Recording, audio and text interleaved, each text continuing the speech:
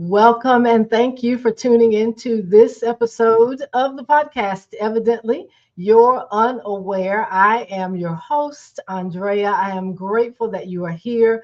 Thank you so much to listeners, viewers. If this is your first time, extra welcome to you.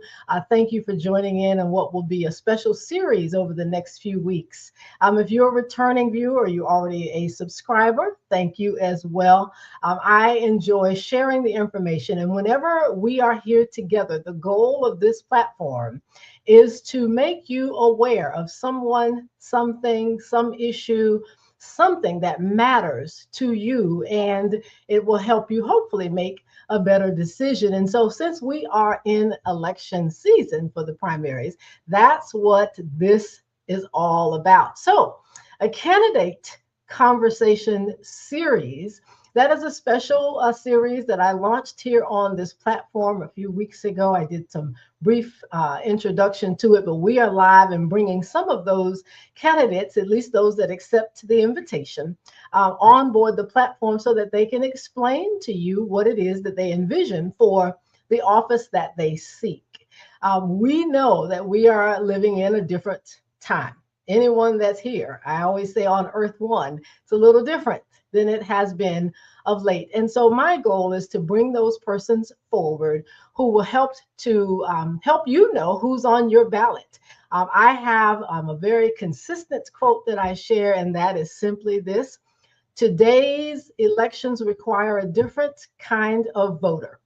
Today's voters must be engaged and educated on every level in every election. It is no longer safe to just simply bubble someone in, because the lifeline of our democracy depends on who we give our vote to.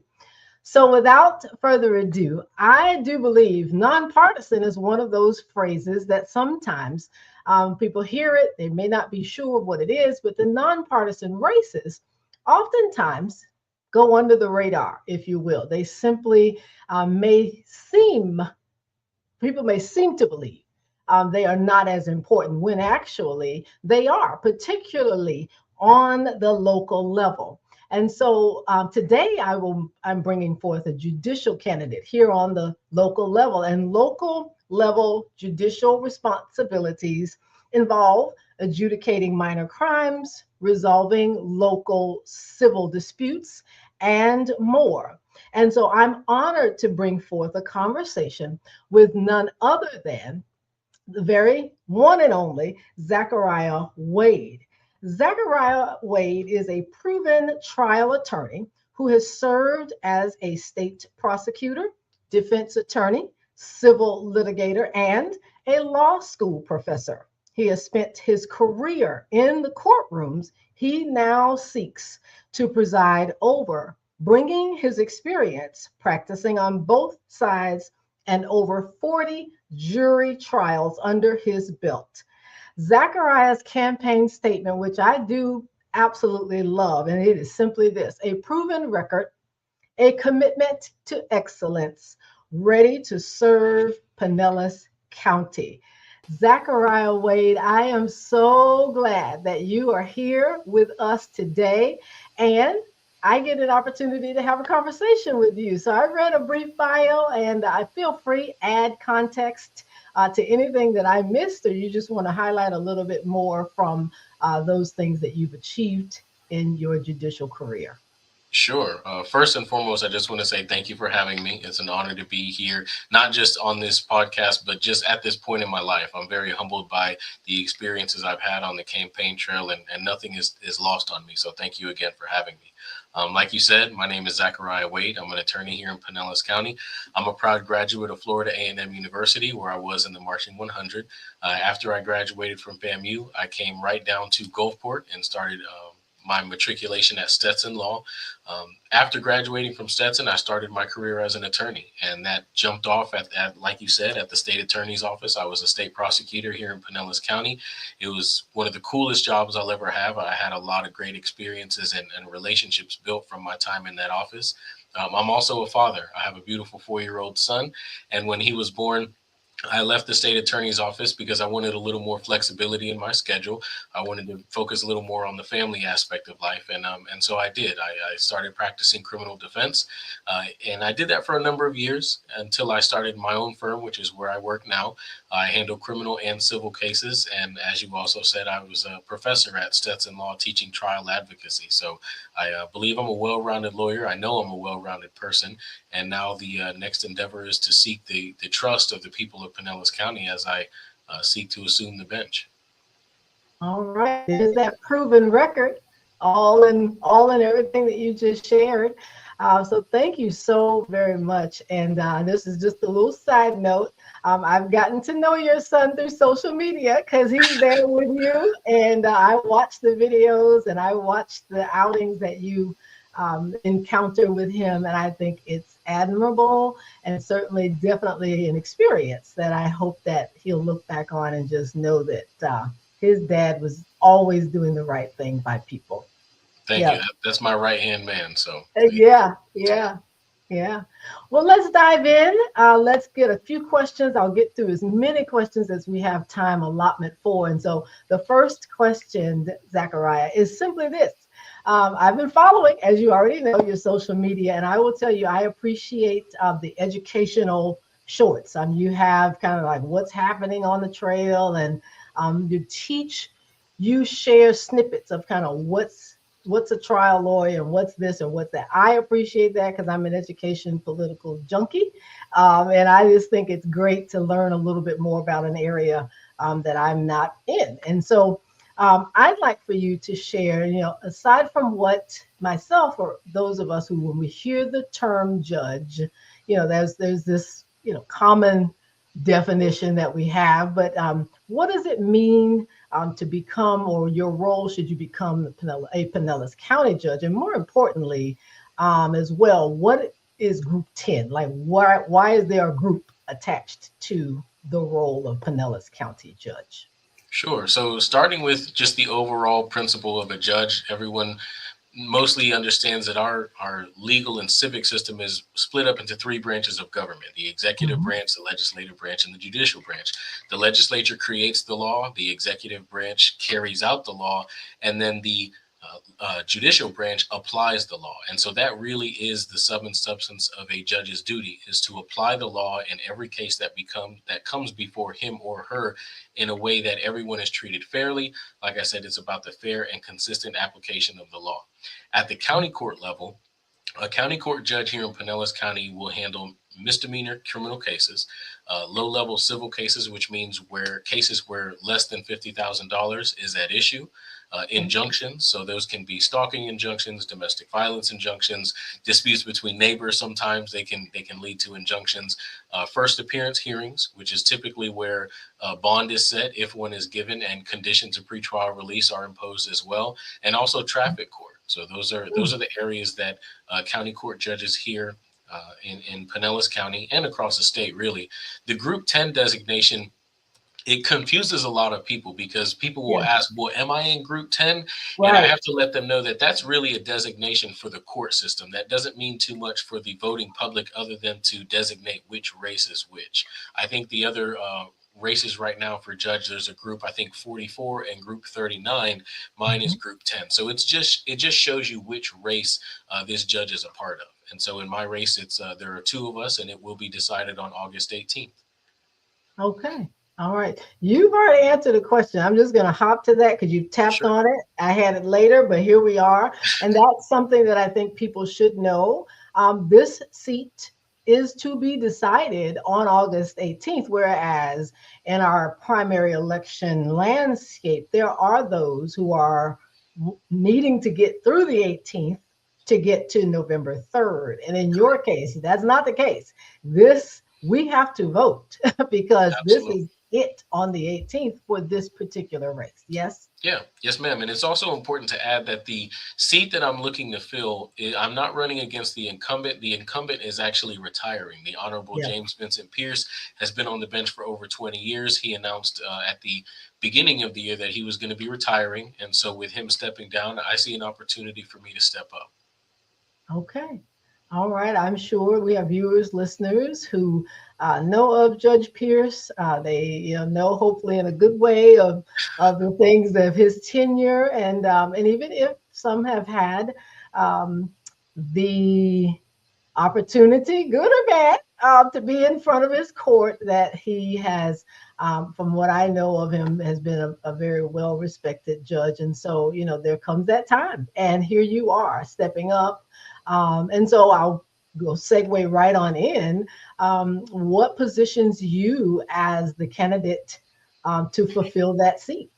Because you mentioned you're running against someone else, Nick Fiorentino. Yes. Correct, correct. Yeah. And so what stepping into this campaign really required me to ask myself a lot of questions to make sure that I'm ready for this, and it helped me answer the questions when other folks ask. Specifically, Mhm. my professional career and my personal life combined are what I believe make me the best candidate for this position. And what I mean by that is when you're selecting a judge, one of the most important things to consider is courtroom experience. And when it comes to me, my entire career has been spent in the courtroom, but not just in the courtroom from all perspectives. And by that, I mean I've handled cases as a prosecutor, as a defense attorney, as a civil attorney, and I've also taught at the law school level trial advocacy, which is helping younger lawyers understand our craft and how to get in the courtroom themselves and advocate for their clients. So, from the professional perspective, I can take a humble look at myself and acknowledge that I have all of the experience necessary to do this job at a very high level. And then there's the personal side. I've lived, and that's the short way to say it. I have tremendous Yeah. life experience. I've experienced life's highs and lows enough to know who I am and what I have to offer my profession and my community. I've lived in situations where, I had to be removed as a child from my mother's home. And that was because the environment was just not healthy for kids. I've experienced homelessness at a young age, food insecurity. We were low on the socioeconomic scale. That's a fancy way of saying we didn't have any money. And Yeah. I've also overcome these obstacles. I grew up without my father, but I never let these things hold me back. It was tough maneuvering them as a young man and finding ways to surge forward. But again, I can take a humble look at myself and appreciate that I did it. And the reason that's important here is because my life hasn't been all struggle. I've experienced some really nice aspects of life as well. I've been to 13 different countries. I like to hunt white-tailed deer with my family, and they have a 1,200-acre property up in Georgia. I've been on boats and ridden four-wheelers and just enjoyed life as well. And the reason, again, that that's important here is because for anyone sitting as a judge, you don't get to decide who comes into your courtroom. And that means everyone comes into your courtroom from all different perspectives, all Right. different walks of life. And my ability to relate to people is in some instances obvious. I'm a very genuine person. I don't hold back when it comes to showing people who I am. And I think that that's incredibly important for a judge because a lot of people who walk out of the courtroom, sometimes about half, are upset with the judge because they Hmm. didn't get what they wanted. There is sometimes a winner and a loser, if Yeah. you can frame it that way. But the difference is having a judge who hands down the law in a way that you respect and understand, and you trust that the only thing guiding their decision was the law itself, and also to be heard, to know that you're standing before someone who is about to make a decision about your life. Not only do they understand the law, they understand you and your Yeah. perspective as well. I think those two Mhm. things are invaluable. The third thing I would add is that Judge Pierce, during his time as a judge, created a program called Boys Court. I've been involved with that program for about 4 or 5 years, and the design of it is that he groups together young men, juveniles, who have been arrested and charged with crimes, and they are already exposed to the system. We as speakers come before these young men and share our stories and the obstacles that we faced and overcame to give them just a small idea of, okay, well, if he can do it, I can do it too, right? Just to Right. show that you are in charge, you do have choices to make, and the better choices you make, the better things will be for you. I want that program. And I want it so that I can develop it further. I think Judge Pierce has done a great job with it. But what I'd like to do is expand it to where we're impacting our young men and women before they're exposed to the criminal system. Yeah. Yep. I was just going to say, is there a way to be proactive with that Absolutely. program? And it sounds as if you are thinking ahead of the game on That's that. the goal. to have Yeah. the impact inside the courtroom and outside of the courtroom on a community level. Okay. Okay. Is that boys court program something you can share, or is it something you can email me and I can get back out to viewers at a later date? You share with me, how do they apply? Is there an application process? I know this is down the road, but since you mentioned it, is there some process for that to be a part of it? Absolutely. It starts with speakers who want to get involved and have a story to tell. They're Okay. effectively vetted by the people running the program. They, email or call into the assistant, just let them know that they're interested. And then Okay. there's, I imagine, some, brief interview process just to make sure we understand what information is being presented to the young men. But that's really how it starts. So I'm happy to follow Okay. up with you afterwards and get you that information. Absolutely. I think that that's it's so relevant, and definitely, as I mentioned just a moment ago, being proactive, because there are those who have not yet found the need to be in front of a judge, but maybe some of their environment or some of their surrounding, something can maybe steer them. And if that's through a program such as this, I think it's great. Agreed. Yeah. All right. So listen, I asked one more big one. Over 40 jury trials under your belt. I'm sure you've seen a lot. You've been on both sides of the desk, defending and prosecuting. So tell me, what in Pinellas County, if anything, in the judicial system, would you change, or maybe be, a co-sponsor? I'm talking legislative language, but co-leading in some way, shape, or form. Is there anything within our system that the system we can do better, or the judicial system can do better at? Sure. Sure, and judges do have to operate within a certain bubble. You can't go as far as giving legal advice or instructing the parties about what they should do. But a lot of people have different perspectives, and I think financially, that is one of the biggest differences that you see between parties. And there are a lot of resources that judges can educate people about in their time outside of the courtroom, about different resources available, different programs that they can get into Okay. to move their cases or issues forward. And there are also logistical measures that can be changed. And I don't want to knock any judges and suggest that no one's doing a good job, because I think we have some fantastic judges here in Pinellas County. But I've been in the courtroom for my entire career, and I do see some things that can be made a little more efficiently. A great example is that we have a large number of Spanish speakers here in Pinellas County. Mm. And in the County Justice Center, I think we have maybe 4 or 5 translators, and they have to move between all of the different courtrooms on the third and Oh, fourth floor. wow. A lot of times the bailiffs are calling them like, we need a translator. Right, Have them right. come in. It basically triples the amount of time that a conversation would take, because the judge says something, it's translated, then they have to give it back. And so that takes more time. And those people deserve to be heard just like everyone else. So something that can be done to make that happen a little more efficiently is scheduling days where a Spanish speaker is needed altogether. Have most of, if not all of the Spanish speakers come on the same day, have a translator there so that they can just run through those cases. That eases tension on the translator because they don't have to be Yeah. bouncing around. And then for the non-Spanish speakers, it it doesn't take as much time. And time is one of the most valuable resources we have. I think that's a great way to combine the efficient use of time with the efficient use of government resources. Yeah. Awesome. Awesome. That it reminded me as you were speaking, and the idea that you have laid out that could be done better. And that is, you said, I don't know who will come into my courtroom. I don't know who I will preside over. And you don't know, what that will look like. And so, yeah, if you got the ability to bring more resources on board that will help facilitate that process, I think that would be amazing. Definitely. Definitely. Yeah. All right. Well, listen, Zachariah, thank you so very much. I'm going to share with our viewers and listeners some primary election landscape, just kind of where we are in the timeline. But let me say this before you leave. Thank you so very much for your time. I know you are a candidate. You've got a law office.